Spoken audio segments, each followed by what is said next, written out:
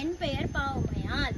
ஆண்டுகள் ஆக ஆக வயது ஏற ஏற இளமை கூடும் பேரதிசயம் பெற்ற என் தமிழன்னை வணங்கி தன்னை விட உயரத்தில் நிற்க வைக்க எங்களை தரணியை ஆள வைக்க முழு மூச்சா எங்களுக்காக்கும் ஆசிரிய பெருமக்களை வணங்கி பேச போகிறேன் தலைப்பில் இறங்கி.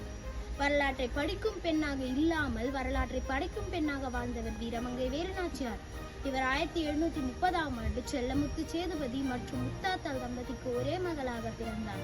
இந்திய சுதந்திர போராட்டத்தில் ஈடுபட்ட முதல் பெண் பேரரசு என்ற பெருமையும் கொண்டார். இளம் வயதிலேயே வாழ்வீச்சு, வில்வித்தை, குதிரை ஏற்றம், சிலம்பம் ஆகிய கலைகளிலும் பயிற்சி பெற்றிருந்தார். தமிழ் மட்டுமல்லாமல் ஆங்கிலம், உருது, பிரெஞ்சு ஆகிய மொழிகளிலும் தேர்ச்சி பெற்றிருந்தார். 8 ஆண்டுகளுக்கு பின் திண்டுக்கல் கோட்டையில் தங்கி ஒரு படையை திரட்டி போரிட்டு ஆங்கிலேயர்களை வென்றார். ஆண்களுக்கு நிகராக போரிட்டு வெற்றியும் பெற்றார் நம் வேலுநாச்சியார். உலகமுள்ள நாள் வரையும் வேலுநாச்சியார் புகழ் மணக்கும். வீரமங்கை பற்றி பேசுவதற்காக வாய்ப்பு கிடைத்தது வரமாக, பயன்படுத்தினேன் சரியாக, நன்றி கூறுகிறேன் முறையாக. Om Namah Shivaya, Om Amadeshwariye Namaha. I am Tejasvi from grade 6. I am going to talk about Independence Day.